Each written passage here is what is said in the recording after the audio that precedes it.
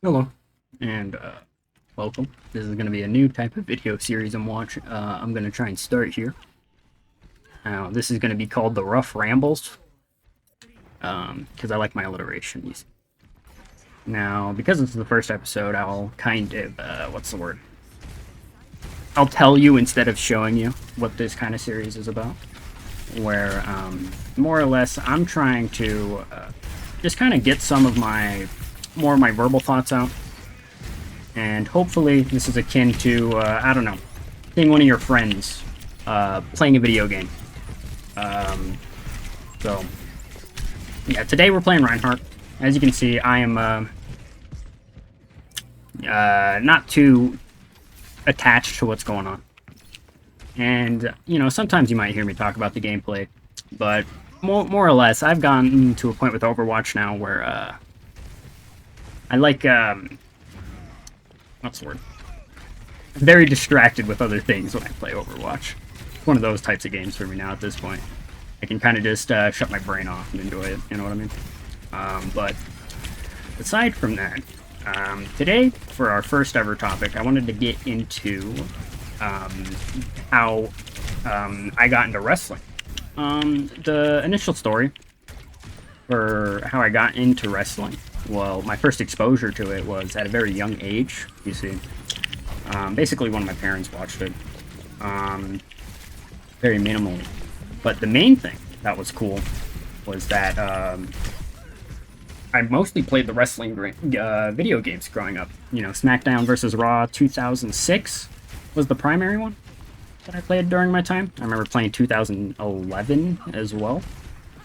A lot of fun memories playing those games. And to be honest, I never really watched the show that much.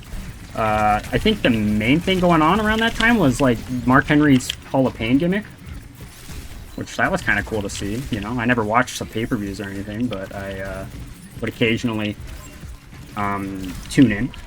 One of my favorite match types in the SmackDown versus Raw games, and just in general, is the Royal Rumble. The idea of having just some type of big contest consistently once a year or something like that. It's pretty interesting. And the whole mythos behind the match too. It feels like a very entertaining watch. You know, you never feel like 1-2 matches are the same, which is something you can kind of say for that happens in wrestling in general. Some matches feel the same as other matches, but can't say that really that often with the Royal Rumble. There is some bad ones, don't get me wrong, but the match type in the video game, having all those combinations of AI in the game, it's I found it quite intriguing when at a young age. So that was basically my version of growing up watching wrestling. Was I liked seeing my little NPC battles in the SmackDown versus Raw games. I remember watching a couple matches when I was in my like middle school days. I remember getting like WWE 14, I think, the one with CM Punk on it. And I remember playing the multiplayer for that game. And I actually got into watching the pay-per-views because some of the people online that I became friends with on Xbox Live, they basically... Oh, okay, that was an unfortunate grab. Sorry. Look at this. We're gonna lose. Okay. Talking about getting into some of the pay-per-views. So, some of the pay-per-views I remember watching, like this was around the start of WWE Network, was the Elimination Chamber where Bray Wyatt won the title. That was a pretty cool moment to see live. And I remember also watching that year's WrestleMania, which ended with Seth Rollins getting the title. That was a pretty fun time. I remember a lot of WrestleMania was like, I remember that show being really, really long. Yeah, younger me, I didn't really have the attention span to sit through that much wrestling. You know? I tried to watch Raw, and the amount of replays and the amount of ad breaks. When you're a kid, are you gonna watch that?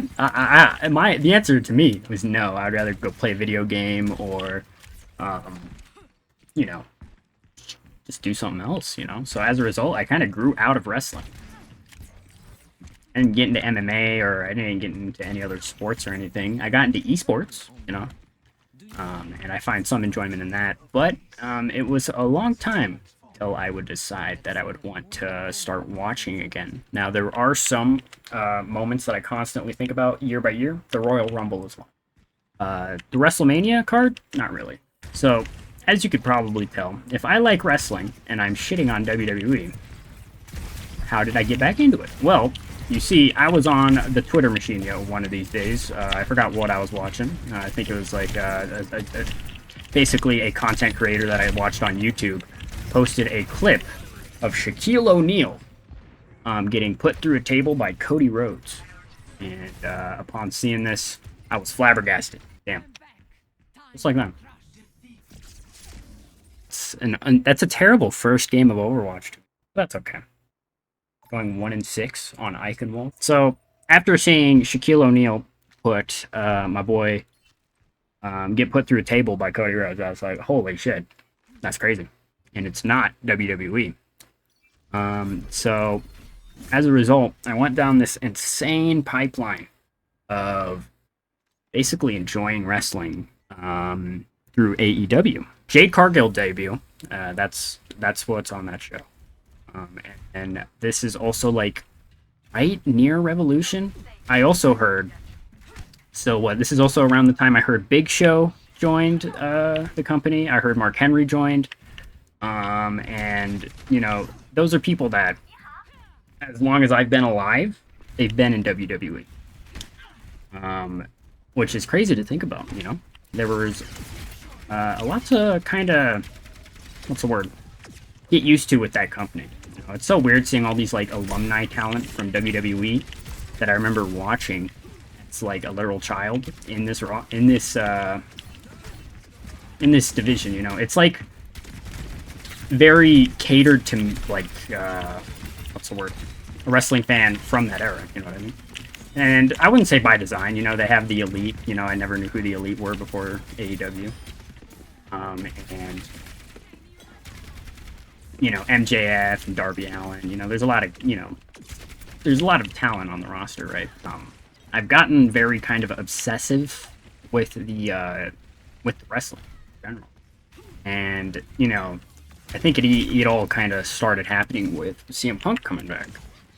You know, that really got me back into watching those wrestling YouTubers I used to watch when I was a kid. More like news outlets and stuff like that. And as a result, I realized that wrestling can actually be good. You know, it's crazy.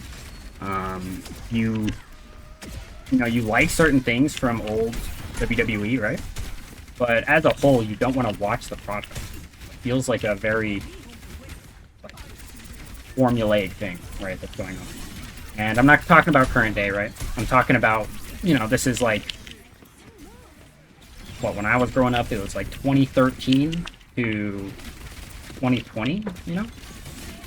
So, third to think what the wrestling landscape was like. Just that, you know, and just like how fans thought about the business have changed a lot since then. The feud with CM Punk, though, that was something I've never, what's the word? I've never known that wrestling can kind of do that, you know what I mean?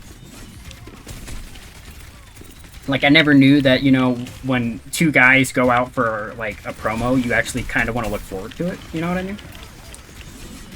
Because in WWE, it literally felt like a time filler, you know? These entrances were like a waste of your time. What they were talking about didn't really matter at the end of the day. You would forget about it within the next week or so. And I feel very negative about WWE, but nowadays I would say that the product is unbelievable. You know, to think that the thing that people wanted to say for years, which is get Vince out of creative, get Vince out of the company, was the main thing. You know, that was like what most people were saying back like for years. You know, like this guy is like so like that shit insane, like. Get him out and the company will do so much better than already is, because you know, he's proven to show that, like, no matter how shitty it is, it'll still be there. You know what I mean? They found a way to monetize themselves to a way where, like, no matter what they do, they will produce a show. You know. So, but like, just seeing someone else, you know, take the reins over, you know, make certain decisions already,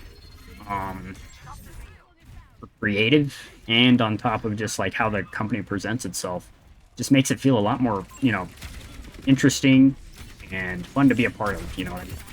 Because back in the early days, I wouldn't say I was really looking forward to much. You know, I was just happy to see certain wrestlers. So now I'm at a point where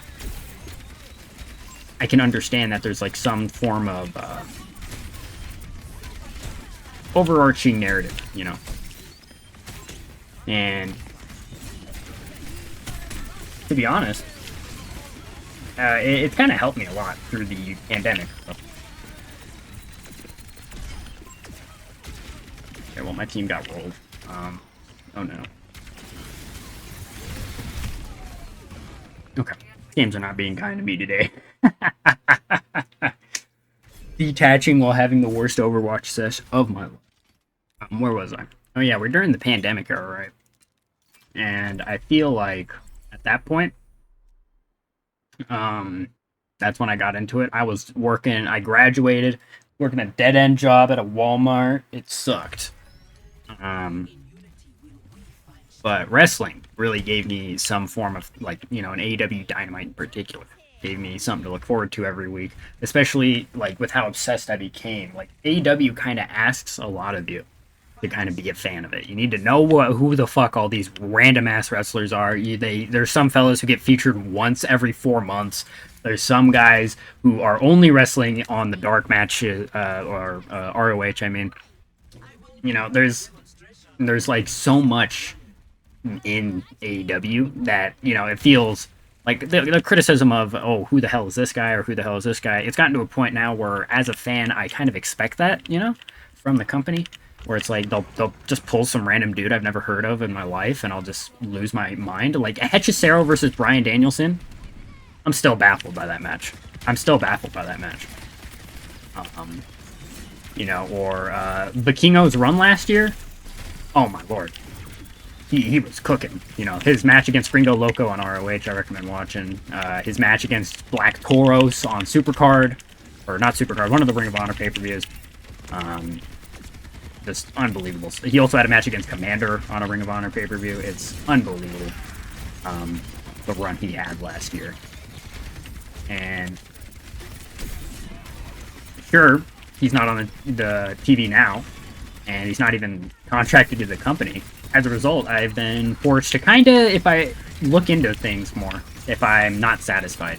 A big thing is the Zack Sabre Jr. versus Bryan Danielson match.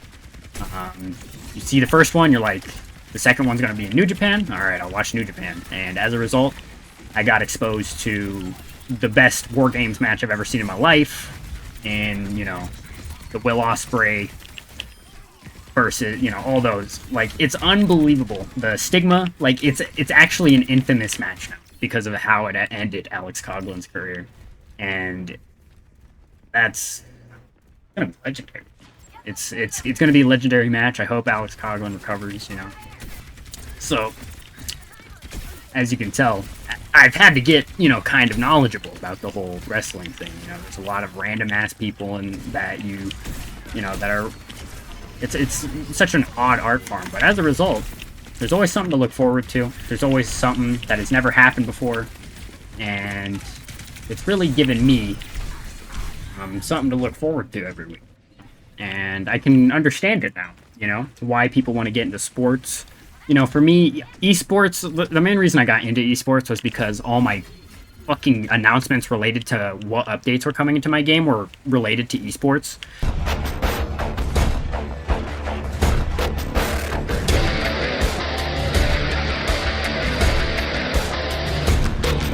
I kind of forgot what it was on about.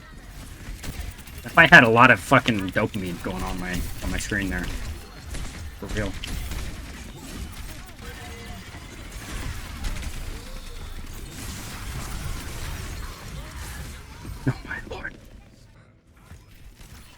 Dude, my brain's turning to mush. Well, hopefully I can kill someone.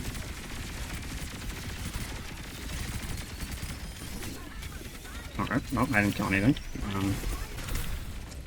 Okay, I got disintegrated. Dude, I'm getting teabagged by a Symmetra, dude.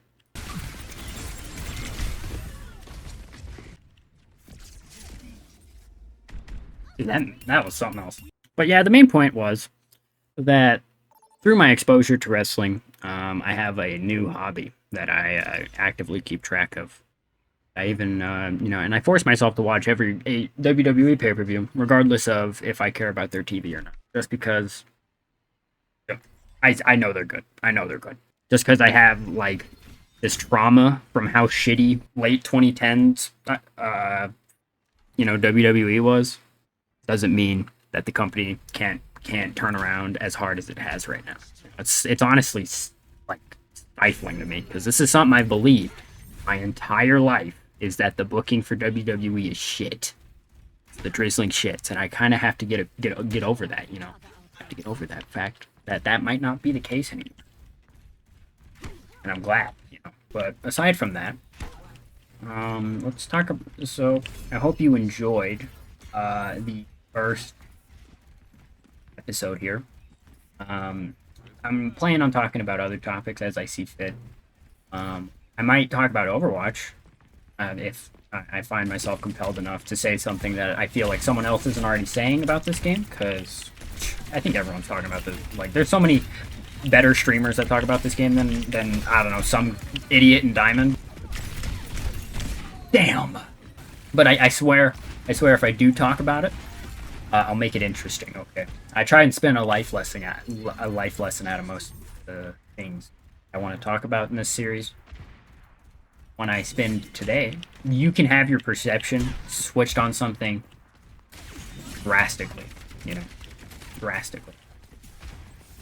And, you know, the best thing you like might not be, you know, it might not be out there.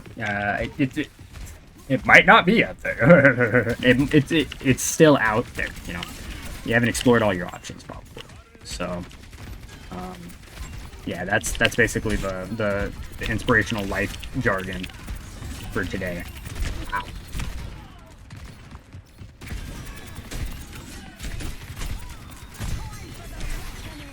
Oh, shit. Oh, no.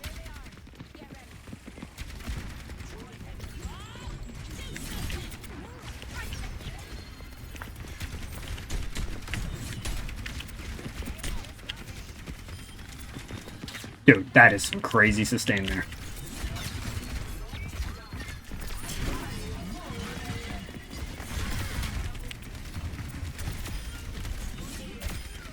Oh, Risa Gaming. Aside from that, I'll talk about some other plans. So I do feel like I need to have 2 channels. I was thinking I could just have all my content on one channel, but the reality is that the direction I want to take with my Gmod related stuff is so out there. I feel like it's its own audience, to be honest, with what other content I want. So I understand why YouTubers make different types of channels, you know, because they feel like they have different audiences for each type of content they want to make. Do I see a person who plays, you know, Project Renegade Star Wars RP to enjoy this video? I hope so, but I'm not going to expect him to, you know. I expect some other stuff, like, what's the word? I stream, you know.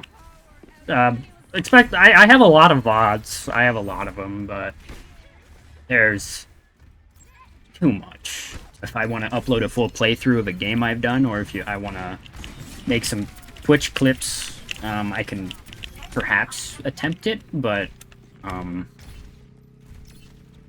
it's so hard to do that, you know? You're watching footage of yourself streaming, and then it's like 7 hours and you're trying to farm it for content, you know? It feels weird, you know? And I understand why most people want an editor to do this, but, you know, I gotta bite the bullet on this one day, because I still want to make this, regardless of how shitty that ult was. Regardless of how shitty that ult is, I'm still gonna leave it in the video. I gotta swap characters.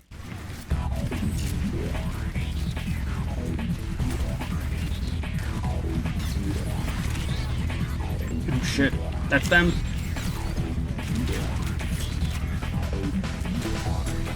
Oh. No.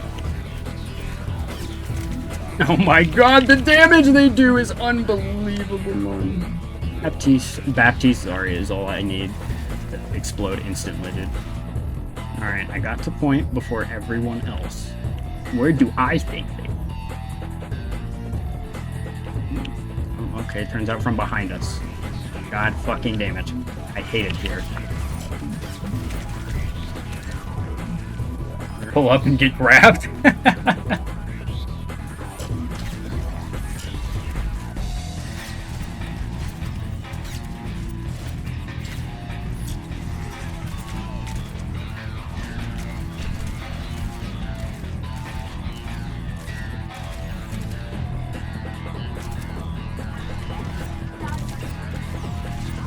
Oh yeah, even oh yes, use lamp too, why not?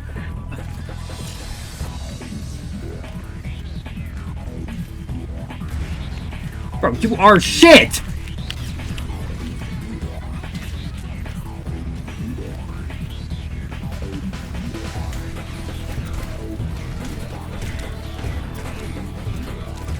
Back to you if you want.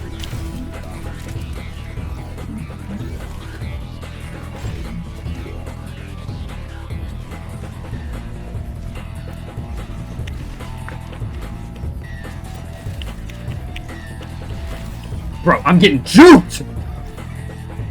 He's getting stuck on everything, man. Oh, yeah. Foggy.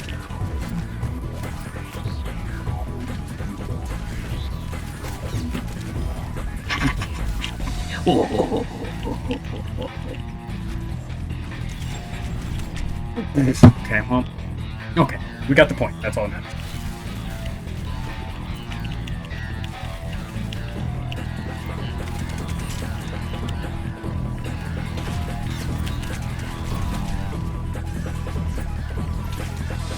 Oh!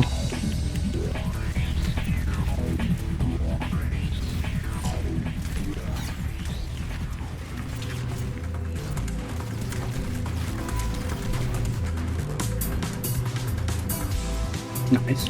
Bastion picks. What's you?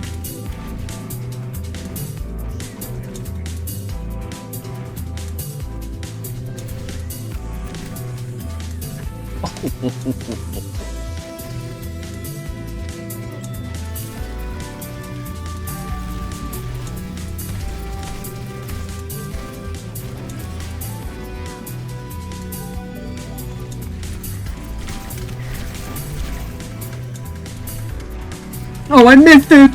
Oh, no. Oh, I missed it! Oh. We're getting in there.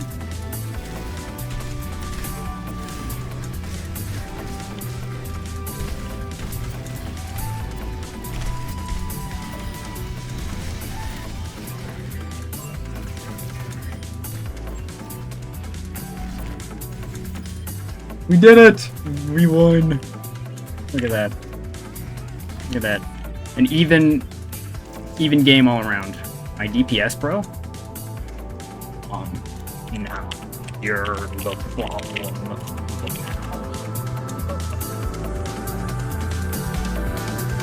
And then I said GG easy.